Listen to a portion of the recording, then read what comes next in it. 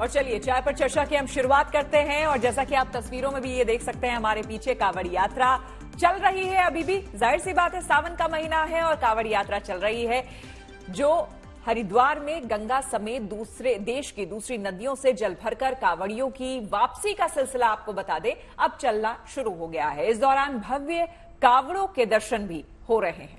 जी हाँ, कांवड़िए जो जल लेकर लौट रहे हैं उसे वो 2 अगस्त को शिवरात्रि के शुभ अवसर पर भगवान भोले शंकर को अर्पित करेंगे। हालांकि 19 अगस्त को सावन के पूर्णिमा पर जलाभिषेक किया जा सकता है, लेकिन सावन की शिवरात्रि के जलाभिषेक का विशेष महत्व होता है।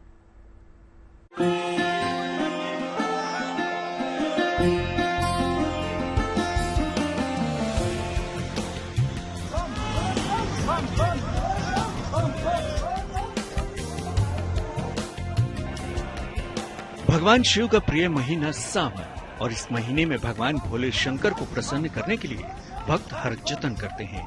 व्रत से लेकर तप तक, उन्हीं में से एक तप है कांवड़ यात्रा।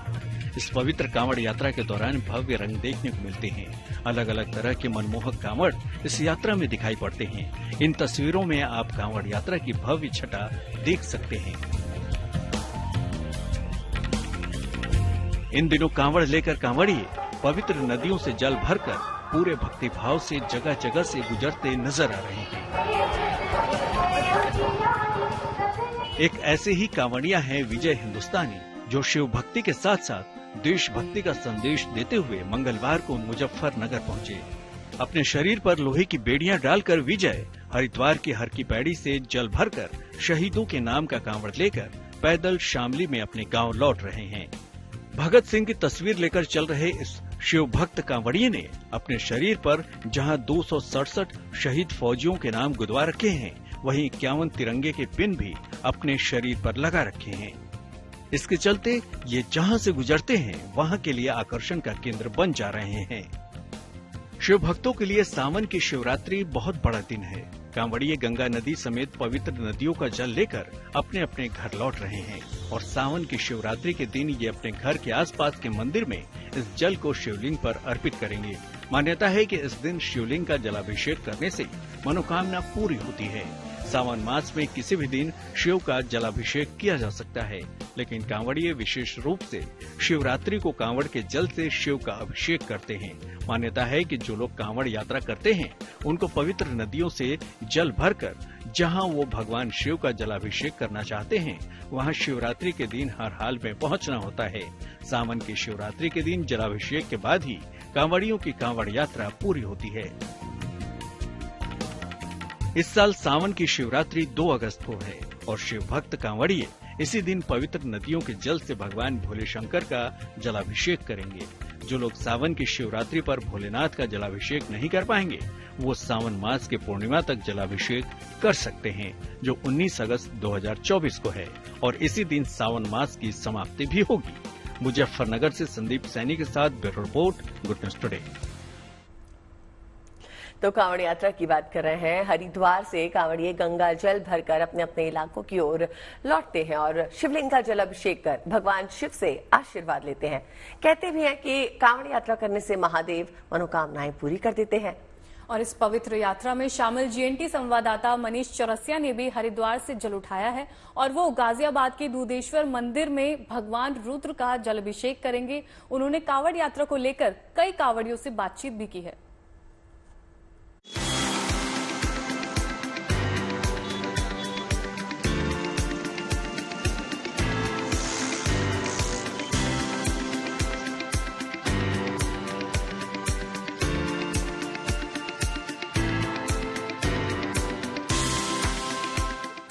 हरिद्वार में कांवड़ यात्रा के अलग अलग रंग बिखरे हुए हैं। देश के अलग अलग राज्यों से रंग बिरंगे कांवड़ लेकर लाखों कांवड़िए हर की पैड़ी पर जमा हैं। हर तरफ महादेव के नाम की गूंज है।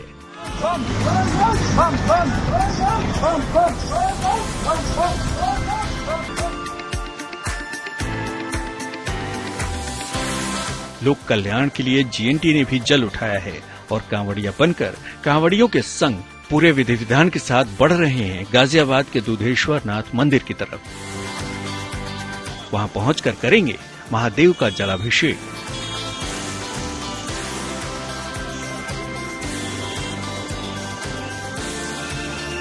जन कल्याण के लिए जीएनटी की कांवड़ यात्रा जारी है।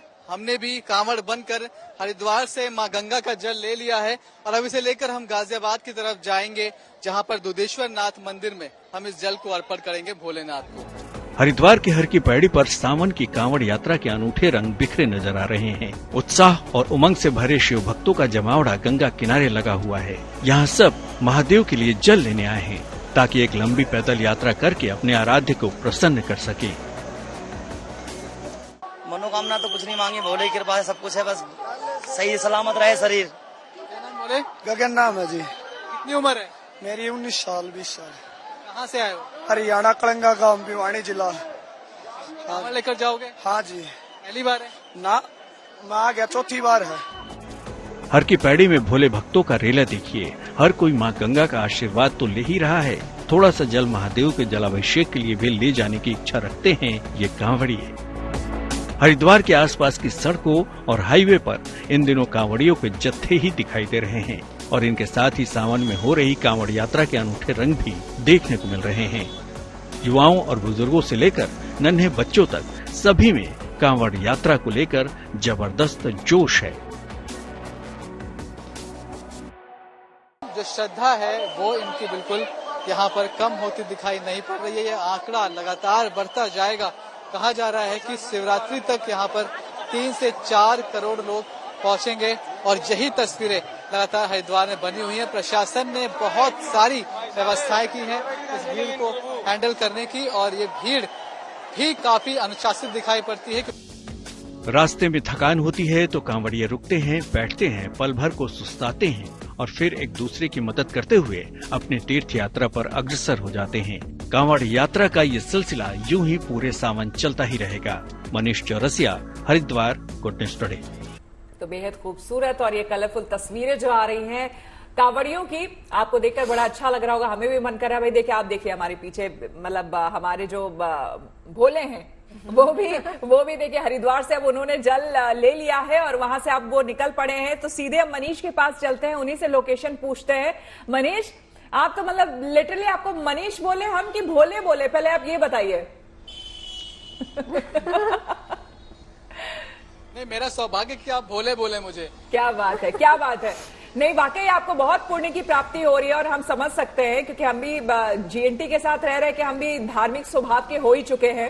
तो ये बताइए, हरिद्वार में आपने भी वहां पर गंगा जल जो है वो ले लिया है, भर लिया है, और अब जो है आप भी दुधेश्वर महादेव यहाँ आएंगे और जल अर्पित करेंगे। लेकिन इस बीच अभी आप कहाँ पर हैं? आपके साथ बहुत सारे भोले हैं, तो आगे का सफर कैसा रहने वाला है, बताएं।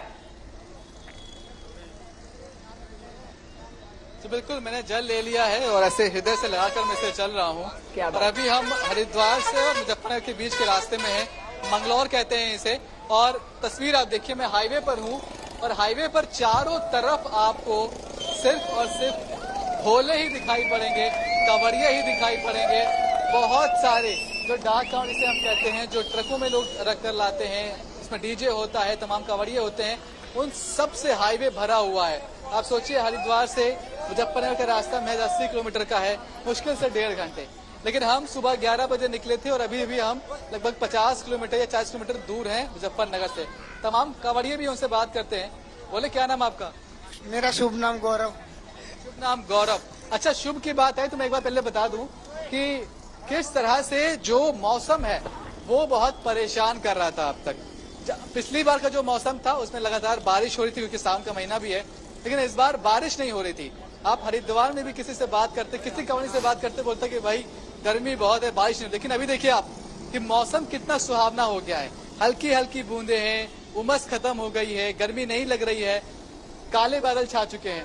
तो ऐसे में जो यात्रा है बारिश के बाद या इस मौसम में, क्या थोड़ी सी आसान होती दिखाई पड़ रही है? बहुत अच्छा लगा हमें हरिद्वार आके। ऐसा लाते हम, जैसे ऐसा लाते हैं हमारी 9वीं 8वीं 10वीं गाँव बोलो, हम सिर्फ बोले के लिए यही दुआ मांगते हैं। आई बार हमारे जितने भी है सर्कल के बालक घाट से जाते हैं, दया है, कृपा है बोलेगी। क्या नाम बोले आपका? शशांक नाम है। शशांक नाम है। शशांक। कहाँ से आए हो? और दिल्ली से। पहली बार है? हाँ। कैसा अनुभव रहा आपका? बहुत अच्छा अनुभव रहा हमारा। आज हमको उनको बहुत अच्छा लगा के। जल ले लिया आपने? जी, ये हमारा जल है। देखिए ये जल लिया है इन्होंने। और कैसे जा रहे हो आप? हम बाइकों से जा रहे हैं। बाइक से जा रहे अच्छा, एक और बात मनीष, ये जरा बताइए कि कई लोगों को इस पूरी कांवड़ यात्रा के बारे में उतनी जानकारी नहीं है। बस इतना पता है कि एक जगह जाते हैं जहां से जल आप लेते हैं और उसके बाद आके आप मंदिरों में, शिवालयों में चढ़ाते हैं। लेकिन ये जो पूरा जाने का और वापस लौटने का जो पूरा प्रोसेस रहता है, इस बीच क्या कई लोग ऐसे होते हैं जो व्रत में रहते हैं, उपवास में रहते हैं? क्योंकि कई लोगों के हमने देखा है जो डाक कांवड़ नहीं होते हैं, वो नंगे पांव भी जाते हैं, उनके पांव में छाले तक पड़ जाते हैं। तो वो किस तरह के कांवड़ होते हैं? बिल्कुल, आपके सवाल मैं इन लोगों से ही पूछ लेता हूँ। बोले आप पहली बार आए थे, कैसे करते हैं यात्रा? नियम कानून कुछ पता है? ये भाई है मेरे, ये आते रहते हैं। इन्होंने भाई साथ हाँ, रहते हैं। इन्होंने वो सब मेरे को वो समझाया है। क्या समझाया? क्योंकि वो कांवड़ उठानी है, जब भी कुछ खाना पीना है तो वो क्या कहते हैं, वो नहा के उठानी है। वो कुछ भी वो करने से पहले बहुत सारे नियम होते हैं यात्रा के, क्या कुछ नियम बताएं आपने अपने भाई को? मैंने सारे नियम बताया। सबसे पहले मैं अपना नाम बताना चाहता हूँ। मेरा नाम साहिल है, मैं दिल्ली से टेगोर गार्डन से हूँ। बोले शंकर भगवान की जय। मैं बोले 5वीं बार आया हूँ। 2 बार अपने पापा के साथ आया था, 3 बार खुद अपनी बाइक पे आया हूँ। और क्या कहते हैं, हर साल बाइक पे आया हूँ। मैंने बोले को ये बताया कि कावड़ उठाने हैं, हमने रास्ते में कुछ भी खाना है तो खाने के बाद दोबारा कावड़ उठाने से पहले नहाना होता है, स्नान करना होता है। अगर हम सोना है तभी हमें स्नान करना होता है। मनीष, एक बात और जानना चाहूंगी। मनीष, ये पूछिए कि आम तौर पे यदि आप ये सफर करते हैं तो कितने दिनों में एक कांवड़ जो है अपना जल लेकर वापस पहुंच जाता है? एक एवरेज क्या रहती है? ये अच्छा सवाल है। बोले आप तो बाइक से जा रहे हो, तो आपने कितने दिन का सफर तय किया था अपना? कितने दिन की यात्रा मानी है? हमने 3 दिन का सफर तय करा था। हमने ये सोचा था कि हम हरिद्वार तक जाएंगे, क्योंकि हम पिछली बार आए थे। पिछली बार हम 20 घंटे में बाइक से पहुंचे थे, इतना जाम था। पर इस बार भोले की कृपा से हमें जाम कहीं भी नहीं मिला, इसलिए हम हरिद्वार तक का सोच के आए थे। भोले की कृपा से हम ऋषिकेश भी गए और नीलकंठ भी गए, वो भी अपनी बाइक पे। देखिए, और ये तस्वीर आप एक देख लीजिए, बहुत खास तस्वीर है। ये आंटी हैं, उम्रदराज लग रही हैं और ये कांवड़ लेकर चली हैं। और देखिए अभी इन्होंने पूजा भी की है कांवड़ की। आप देखिए धुआं आपको धूप कर दिखाई पड़ रहा होगा। क्या नाम है आंटी आप? कितनी उम्र है आपकी? 250। पहली बार लेकर आ रही है? दोबारा अकेले हैं? ना, एक बेटा 3 बेटे।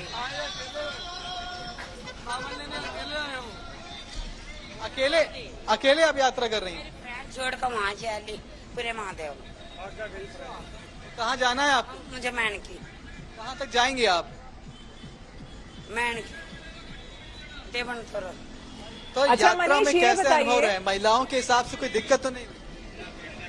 कोई दिक्कत। मनीष, ये बताइए, जब ये पूरा ना झुंड ऐसे चलता है, क्योंकि क्या होता है कि रात में भी आप यात्रा कर रहे होते हैं, तो एक तरह से जैसे जागरण होती है ना, तो ऑलमोस्ट उसी तरह का पूरा माहौल होता है। तो क्या गाना बजाना, डीजे तो छोड़िए, इनको भजन कीर्तन आता है? आपस में भी ये करते हैं कहीं पर रुककर, जहां भी रात में विश्राम करते होंगे, खाते पीते होंगे, क्या वहां पर कहीं भजन वजन करते हैं ये?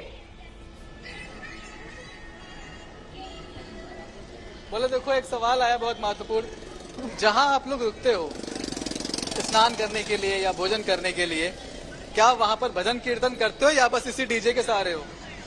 मतलब समझा नहीं है। कहीं रुकते हो तो भजन वजन करते हो या फिर डीजे का ही सहारा है? थोड़े डाक कावड़ है तो उसमें रुकने का कोई मतलब ही नहीं है। सीधा हरिद्वार से उठाया, गांव में ही रुकेगी जाके। स्थान पर तो भजन नहीं आते?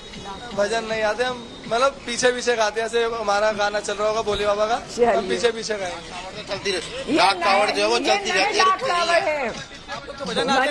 आज के जमाने कोई बात नहीं, ये आज के जमाने के डाक कावड़ है, इसलिए भजन शायद उनको नहीं आता हो। हम फिर कभी किसी और से सुन लेंगे। बहुत धन्यवाद मनीष आपका हमारे साथ जुड़ने के लिए। जय भोले। जय भोले। तो चलिए अब काशी में बाबा काल भैरव के धाम की रौनक आपको दिखा देते हैं। सावन में बाबा काल भैरव का हिम श्रृंगार किया गया। मंदिर परिसर में खास सजावट भी की गई है। बिल्कुल विशेष श्रृंगार के साथ ही बाबा काल भैरव को 56 भोग अर्पित किए गए। बड़ी तादाद में श्रद्धालु बाबा काल भैरव के हिम स्वरूप के दर्शन के लिए पहुंचे।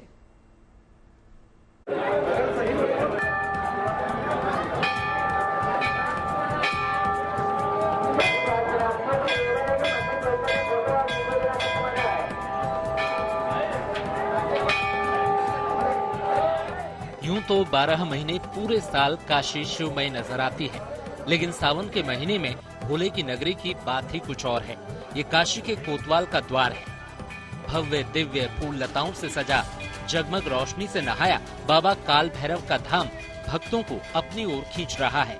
हर साल काशी के कोतवाल बाबा काल भैरव का दरबार अमरनाथ धाम की तर्ज पर सजाया जाता है। इस बार भी सावन में बाबा काल भैरव का हिम श्रृंगार किया गया है और भक्तों को अमरनाथ गुफा जैसा अद्भुत आभास यहाँ हो रहा है। काफी दूर दूर से लोग आते हैं जब यहाँ पर ये श्रृंगार होता है, और हमारा बहुत सौभाग्य है कि हम बाबा की नगरी पर हैं और हमें अंदर से बाबा कृपा से दर्शन करने को मिला, और बहुत ही अनोखा, बहुत ही अच्छा श्रृंगार है अंदर। जैसे अमरनाथ का होता है, जैसे वहाँ जैसे हरियाली श्रृंगार, जैसे बर्फ होता है, ये होता है, उसी तरह बाबा के पास भी एक वहाँ का प्रतिरूप बनाया जाता है, जो कि अमरनाथ से ही मिलता जुलता जो बनाया जाता है बाबा। पिछले 1.5 दशक से ये विशेष परंपरा निभाई जाती रही है।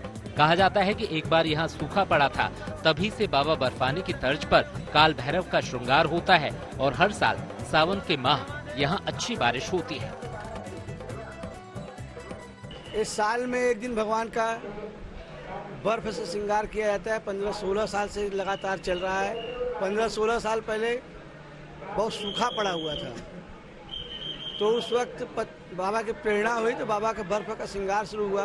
तो उसके बाद से बाबा निरंतर बरसात का मौसम कायदे से बीतता रहा, तब से श्रृंगार शुरू है। इसमें बर्फ से सजाया जाता है और 56 भोग लगाया जाता है। मान्यता है कि बाबा काल भैरव के बर्फानी श्रृंगार के दर्शन मात्र से अमरनाथ यात्रा जितना पुण्य मिलता है और सारी मनोकामनाएं पूरी होती है।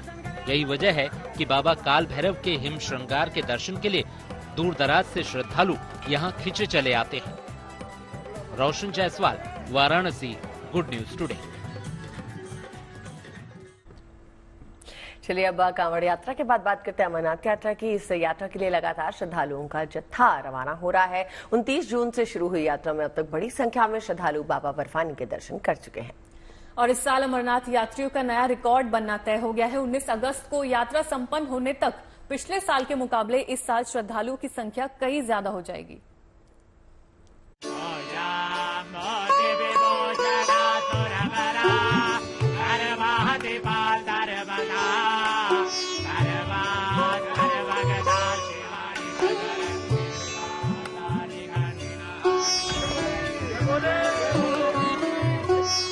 शिव ही सत्य है, शिव ही अनंत, शिव अनादि हैं, वो ही भगवंत, शिव ही शक्ति हैं, शिव ही भक्ति हैं और शिव ही सृष्टि हैं। आज शक्ति और भक्ति की पावन धरा अमरनाथ गुफा के दर्शन का उत्साह भक्तों में नजर आ रहा है। रोजाना हजारों श्रद्धालु पवित्र गुफा के दर्शन कर पा रहे हैं। कोई बेस कैंप से पैदल ही बाबा के दरबार की तरफ बढ़ रहा है, तो कई घोड़े खच्चर के सहारे इस कठिन डगर को पार कर रहा है। 29 जून से शुरू हुई इस पवित्र यात्रा के दौरान तकरीबन 5 लाख लोग बाबा बर्फानी के दर्शन कर चुके हैं, जबकि पिछले साल ये आंकड़ा 4,50,000 था। और बाबा के भक्तों का उत्साह बता रहा है कि इस बार नया रिकॉर्ड बनना तय है। अमरनाथ यात्रा के लिए आज हमारा अभी ट्रेवल शुरू होगा।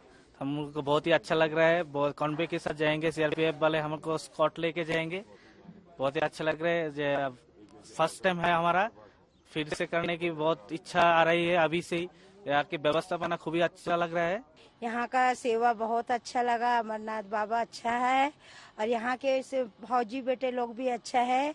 मैं तो हर कोई को विनती मांगती हूँ, हर कोई आए। बाबा अमरनाथ की ये पवित्र यात्रा 19 अगस्त को खत्म हो रही है। उम्मीद है कि इस दौरान भक्तों की संख्या को लेकर कई और रिकॉर्ड बनेंगे और भक्तों को बाबा का आशीर्वाद मिल पाएगा। पवित्र अमरनाथ यात्रा 19 अगस्त तक चलेगी और इस दौरान रिकॉर्ड तादाद में भक्त बाबा बर्फानी के दर्शन कर सकेंगे। अमरनाथ यात्रा के संपन्न होने में अब मात्र 20 दिन का समय है, जब श्रावण पूर्णिमा पर रक्षाबंधन के दिन पवित्र छड़ी मुबारक की मौजूदगी में पूजा अर्चना के बाद इस यात्रा का समापन होगा। Bureau report, good news today. Kerala के वायनाड में प्राकृतिक आपदा के बाद लोगों का रेस्क्यू लगातार जारी है। इस ऑपरेशन में सेना से लेकर एनडीआरएफ जैसी एजेंसीज देवदूत की भूमिका निभा रही हैं। सेना ने एक अस्थायी पुल का उपयोग करके करीब 1000 लोगों को बचाने में कामयाबी हासिल की है। बचाव अभियान में कुछ खोज कुत्ते और कुछ ब्रिज इक्विपमेंट की मदद भी ली जा रही है।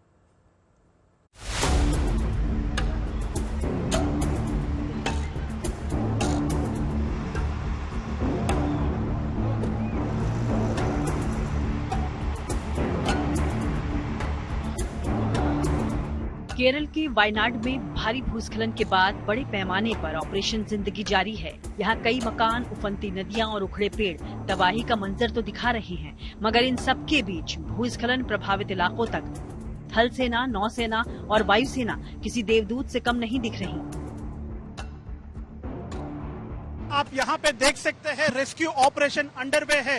ये रोप इस्तेमाल करके जो लोग वहाँ पे स्टक हो चुके हैं उन लोगों को अभी rescue personal, NDRF, SDRF, army, navy सब लोग मिलके उनको रेस्क्यू कर रहे हैं। देर रात से चले रेस्क्यू ऑपरेशन में सेना, नौसेना, एनडीआरएफ और दूसरी एजेंसियां इस मिशन जिंदगी में जुटी रही। बता दें कि भारी बारिश के बाद यहां अलग अलग जगहों पर लैंडस्लाइड हुए, जिससे 4 इलाके तो सबसे ज्यादा प्रभावित हुए हैं। अभी तक 1000 से ज्यादा लोगों को सुरक्षित बचाया गया है। कोशिश यही है कि इस प्राकृतिक आपदा की चपेट में आए लोगों तक हर संभव मदद पहुंचाई जाए। वायनाड में सभी एजेंसियों और सेना समेत 600 से ज्यादा जवान राहत बचाव के काम में लगे हैं, जिन्होंने एक अस्थायी पुल की मदद से कई लोगों को बचाने में कामयाबी हासिल की।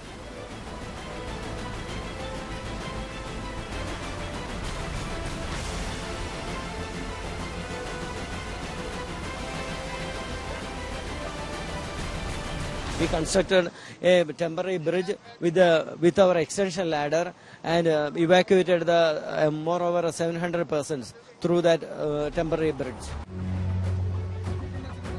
इन भूस्खलन की घटनाओं में वायनाड में बना बेली ब्रिज भी ढह गया था, जिसको फिर से बनाने पर काम बचाव दल की योजना में शामिल है।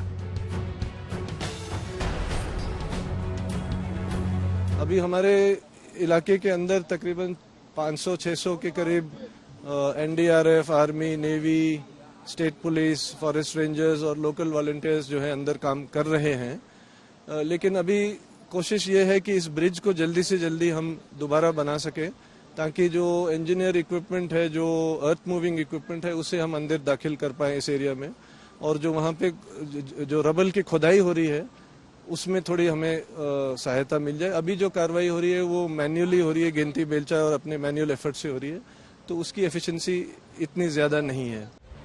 दरअसल वायनाड में इस बेली ब्रिज का जल्द से जल्द दुरुस्त होना बेहद जरूरी है, ताकि भूस्खलन प्रभावित और इलाकों में भी भारी वाहनों की आवाजाही हो पाए।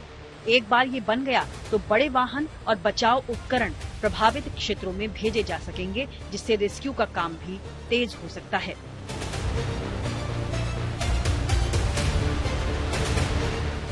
इस वक्त वायनाड में प्रभावित जगहों पर खराब मौसम के बीच काम करना आसान नहीं है। वहीं मौसम विभाग ने भी यहां कई जिलों में आगे भी भारी बारिश की संभावना जताई है। इसलिए एहतियातन वायनाड समेत 11 जिलों में स्कूल कॉलेजेस बंद कर दिए गए हैं। भूस्खलन प्रभावितों के लिए वायनाड में 45 रिलीफ कैंप तैयार किए गए हैं, क्योंकि वायनाड में ही भूस्खलन से प्रभावित 3000 से ज्यादा लोग हैं, जबकि पूरे प्रदेश में करीब 120 राहत कैंप बनाए गए हैं। इन राहत शिविरों में 5500 से ज्यादा लोगों ने शरण ली है। इन सारी मदद के अलावा MI-17 और एडवांस लाइट हेलीकॉप्टर भी बचाव मिशन के लिए लगाए गए हैं। फिलहाल राज्य सरकार की भी वायनाड हादसे पर पूरी नजर बनी हुई है, तो मौसम की आंख मिचौली के बीच सेना समेत सभी राहत एजेंसियों के जाबाज अपनी जिंदगी भी दांव पर लगाकर यहां भूस्खलन प्रभावितों को बचाने की पुरजोर कोशिशों में जुटे हैं। वायनाड से सगाई राज और अक्षिता नंदगोपाल के साथ bureau report, good news today.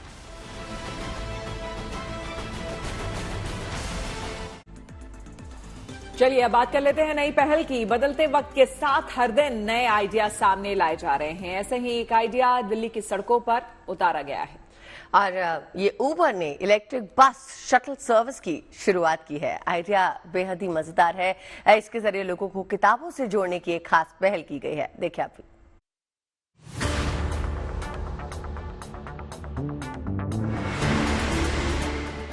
ये किताबें किसी लाइब्रेरी में नहीं बल्कि बसों में रखी गई हैं। राजधानी की सड़कों पर अब बसें ज्ञान के इस भंडार के साथ दौड़ेंगी।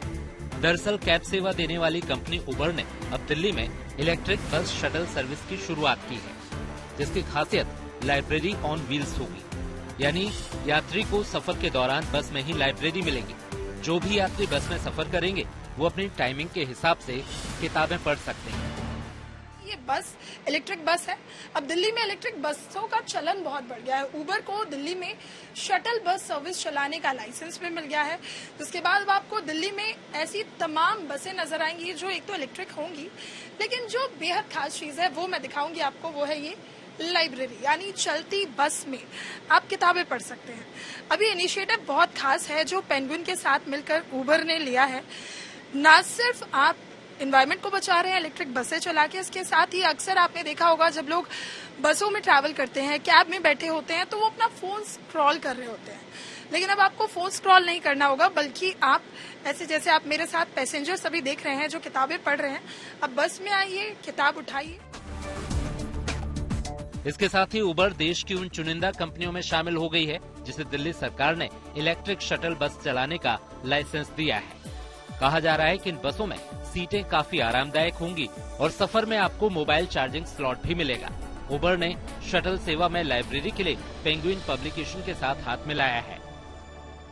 अच्छा लग रहा है कि हमने एक इलेक्ट्रॉनिक व्हीकल के साथ पार्टनरशिप करी है। उबर ने भी एक नया वेंचर लॉन्च किया है and this is all because environment को भी सपोर्ट और सिक्योर रखना जरूरी है। हमारी जो बुक्स हैं वो हालांकि अभी recently we have transitioned to recycle paper, तो इस वजह से हमारी जो बुक्स की क्वालिटी है वो भी इस मैसेजिंग के साथ एकदम फिट बैठती है। एंड ये अच्छा ऑप्शन आपने बोला कि अब फोन पे रहना इज अ चॉइस, और फोन पे हम रह सकते हैं, मगर अगर मुझे लगता है अगर बुक्स एक्सेसिबल हो लोगों को, चाहे वो पढ़ते हो नहीं पढ़ते हो, एक आइडिया आता है दिमाग में, एक बुक उठाएगा, दो उठाएंगे, पढ़ेंगे, अच्छा लगेगा तो शायद घर ले जाएंगे, देखेंगे। फिलहाल ऐसी बसें दिल्ली में 50 रूट पर शुरू की गई हैं। यानी जैसे आप एक सामान्य कैब बुक करते हैं वैसे ही आप इसे बुक कर सकते हैं। दावा है कि इसकी कीमत कैब से काफी कम होगी और ये बसें पूरी तरह से एयर कंडीशन होंगी। अभी एक बस की लाइब्रेरी में लगभग 80 किताबें रखी जा सकती हैं। हालांकि अगर डिमांड बढ़ी तो इस लाइब्रेरी का दायरा और भी बढ़ाया जा सकता है। जाहिर है आरामदायक सफर के साथ लोगों को, खासकर युवाओं को, किताबों से जोड़ने की पहल वाकई काबिले तारीफ है। दिल्ली से नीतू झा के साथ bureau report, good news today. और अब पेरिस ओलंपिक की करते हैं, जिसमें मनु भाकड़ की कामयाबी की चमक से पूरा देश खुशी में सराबोर है। मनु भाकड़ एक ही ओलंपिक में 2 मेडल जीतने वाली आजाद भारत की पहली एथलीट बन गई है। और गुड न्यूज ये है कि अब मनु एक और मेडल पर निशाना लगाने की तैयारी कर रहे हैं। उनसे मेडल की हैट्रिक पूरी होने की उम्मीद की जा रही है। मनु भाकड़ ने गुड न्यूज टुडे के साथ खास बातचीत की है। देखिए कामयाबी की कहानी खुद चैंपियन की जुबानी। हम लोग हर कोई बात करता है कि क्या किया है मनु ने। देखिए जबरदस्त परफॉर्मेंस हो गई है, पहली फुल फ्लेजेड इंडियन, क्योंकि 1900 में ओलंपिक गेम्स हुए थे और बड़ा कोइंसिडेंस है कि वो ओलंपिक गेम्स भी पेरिस में ही हुए थे जब आखिरी बार किसी भारतीय ने 2 मेडल जीते थे, एक से ज्यादा मेडल जीते थे। बट मनु जो है ये फुल फ्लेजेड इंडियन है, इंडिपेंडेंट इंडिया के इतिहास में पहली भारतीय जिन्होंने 2 मेडल जीते हैं। मनु हर कोई सेलिब्रेट कर रहा है, बट स्ट्रगल जो है हर किसी को नहीं दिख रहा होगा। टोक्यो में जो हुआ, टोक्यो के बाद जो हुआ, वहाँ आपकी गन मैल फंक्शन कर गई, थोड़ा सा उसका जिक्र करेंगे, इसलिए ये जीत ज्यादा अच्छी सुनाई देती है, अच्छी दिखाई देती है और अच्छी महसूस होती है। आई थिंक हार के बाद आपको जीत की वैल्यू पता लगती है और मैं ये अक्सर कहती हूँ कि जो आपको जीत सिखाती है उससे कई ज़्यादा आपको हार सिखा देती है। मुझे वैल्यू पता है अब कि जब भी मैं कोई कंपटीशन जीतूंगी ना, तो मुझे समझ में आता है कि इतने एफर्ट्स लगे हैं इसके पीछे, और उसके बाद जाकर ये मेडल मुझे मिला है, तो मुझे बहुत ग्रैटिट्यूड फील होता है। और I know the feeling, I know the value of the medal that I wear. So अच्छा, मनु का अभी भी एक इवेंट रहता है, 2 इवेंट में उन्होंने पार्टिसिपेट किया है, दोनों में उनको मेडल मिला है। एक अभी भी मेडल इवेंट उनका रहता है 25 मीटर स्पोर्ट्स पिस्टल, और एक्सपेक्टेशंस भी होंगी, उम्मीद भी होगी, अब तो आपकी खुद से भी उम्मीदें होंगी।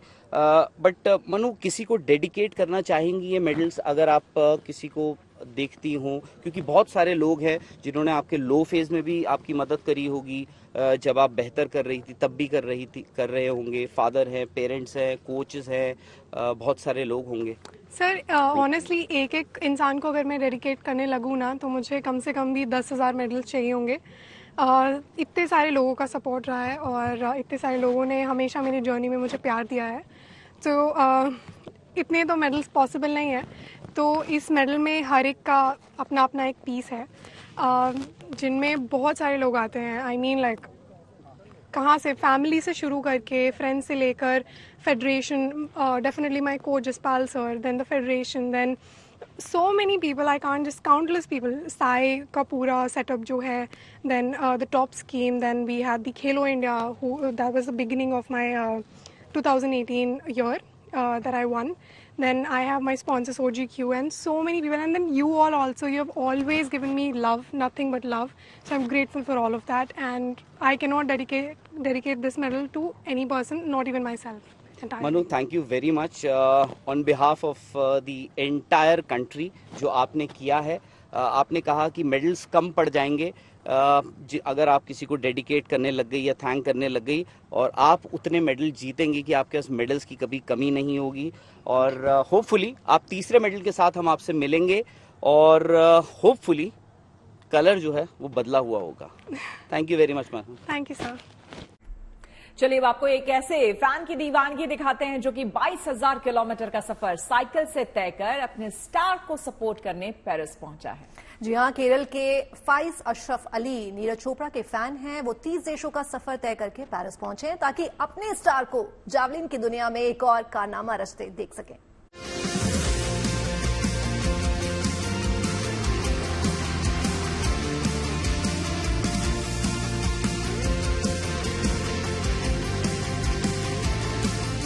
जुनून की कोई सरहद या सीमा नहीं होती, तभी 30 देशों से गुजरकर 22,000 किलोमीटर साइकिल चलाकर पेरिस पहुंचे हैं केरल के फाइज अशरफ अली। मकसद है अपने नायक गोल्डन बॉय नीरज चोपड़ा को ओलंपिक में एक और कारनामा करते देखना। My favorite person in India, he is really hard working, that's why he got gold medal. See, surely this Olympics also he will win, he will get gold medal. I am waiting for that. My all wishes to Neeraj Chopra. Kerala से Paris तक का सफर cycle से तय करने वाले फाइज अशरफ अली का जुनून देख लोग हैरान हैं, लेकिन फाइज कहते हैं कि वो अपने हीरो नीरज चोपड़ा की हौसला अफजाई के लिए यहाँ पहुँचे हैं। Budapest also he got gold medal. When I was there, I wish him all the best that day. He got gold medal. Same like in Paris also, I wish him very good luck. He will get gold medal. हर देशवासी की तरह फाइज अशरफ अली का भी अरमान है कि Neeraj Chopra Paris Olympic में भी gold जीतकर इतिहास रचें, और जाहिर है फाइज इसी पल का गवाह बनने इतना लंबा सफर तय करके यहाँ पहुँचे हैं। हर दिन होता है अंधकार का अंत, तो आप भी अंधकार से बचिए, अच्छी खबरें और अच्छे लोगों के साथ अपने रिश्ते बनाइए। बिल्कुल, हेल्दी रहने के लिए पॉजिटिव सोच बहुत जरूरी है, और पॉजिटिव सोच कहाँ मिलेगी? यहाँ हमारे साथ सिर्फ GNT पर, वो भी चाय पर चर्चा में। बिल्कुल, जहां आपको मिलता है अच्छी और रिफ्रेशिंग खबरों का डेली डोज। बिल्कुल, तो यानी कि एड्रेस को लेकर मुझे नहीं लगता है कोई कंफ्यूजन है। यहाँ आपको हमारे साथ आना है। कल फिर शाम 5 बजे हम यहाँ बैठेंगे, गरबा गर्म चाय पियेंगे, पॉजिटिव खबरों का ढेर सारा डोज लेकर के आएंगे। तो मुलाकात होगी कल शाम 5 बजे।